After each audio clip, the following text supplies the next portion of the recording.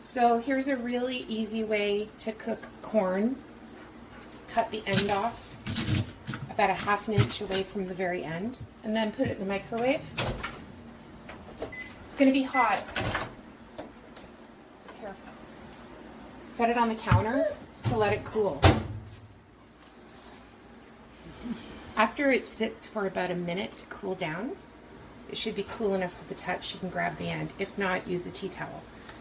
Hold the tea towel and squeeze the corn,